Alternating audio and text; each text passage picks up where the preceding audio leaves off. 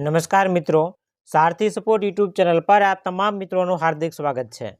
તો આજના આ વિડીયોની અંદર ધોરણ 10 અને ધોરણ 12 બોર્ડની પરીક્ષાનું પરિણામ ક્યારે જાહેર થઈ શકે છે એમના માટેનો દિવ્ય ભાસ્કર ન્યૂઝની અંદર એક રિપોર્ટ આવેલો છે। એ રિપોર્ટ આજે આપણે જોવાના છીએ। તો હેડલાઇટ આપેલી છે કે નીટની પરીક્ષા બાદ ધોરણ 10 અને ધોરણ 12 બોર્ડની પરીક્ષાનું પરિણામ જાહેર કરવા તૈયારી। વિદ્યાર્થીઓ નીટ પહેલાં પરિણામના તણાવમાં ન આવે અને પરીક્ષા ખરાબ ન થાય તેથી મોડું કરાયું। તો સૌથી પહેલાં આજે આપણો આ ન્યૂઝ રિપોર્ટ જે છે એના ડિટેલની અંદર વાત કરીએ તો ગુજરાત માધ્યમિક અને ઉચ્ચતર માધ્યમિક શિક્ષણ બોર્ડ ગાંધીનગર ધોરણ 10 અને 12 બોર્ડની પરીક્ષા ફેબ્રુઆરીમાં લેવાયેલી હતી, પરંતુ પરીક્ષાનું પરિણામ હજુ સુધી શા માટે જાહેર નથી કરાયું તેને લઈ વિદ્યાર્થી, વાલી અને શિક્ષકો ઉત્સુકતાથી રાહ જોઈ રહ્યા છે। શિક્ષણવિદો જણાવે છે કે ગુજરાત માધ્યમિક અને ઉચ્ચતર માધ્યમિક શિક્ષણ બોર્ડનું પરિણામ નીટ યુજીના પરિણામ બાદ જાહેર કરવાની શક્યતા સેવાઈ રહી છે।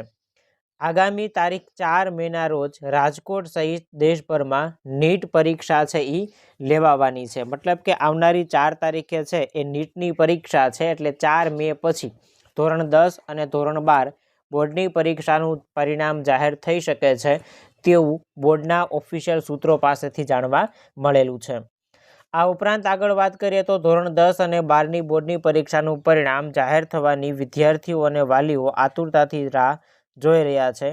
આ વર્ષે દર વખત કરતાં બોર્ડની પરીક્ષા વહેલી એટલે કે ફેબ્રુઆરી મહિનામાં શરૂ થઈ હોવા છતાં પરિણામની અંદર વિલંબ શા માટે થયો છે તેની વાત કરીએ તો 4 મેના રોજ સાયન્સના વિદ્યાર્થીઓ માટે નીટની પરીક્ષા છે એનું આયોજન થયેલું છે અને નીટની પરીક્ષા પહેલાં 12મા ધોરણનું પરિણામ ન આપવા પાછળ એક લોજિક એ પણ છે કે વિદ્યાર્થીઓ સારી રીતે પરીક્ષા આપી શકે એટલા માટે નીટની પરીક્ષા પછી જ એટલે કે 4 મે 2025 બાદ જ પરિણામ છે એ જાહેર કરવામાં આવશે।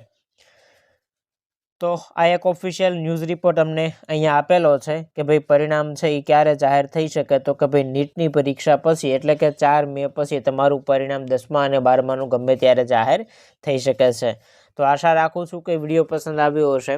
જો વિડીયો પસંદ આવ્યો હોય તો લાઇક કરી દેજો, ચેનલને સબસ્ક્રાઈબ કરવાની બાકી હોય તો સબસ્ક્રાઈબ કરી દેજો। મળીએ છીએ નવા વિડીયો સાથે। જય હિન્દ, જય ભારત।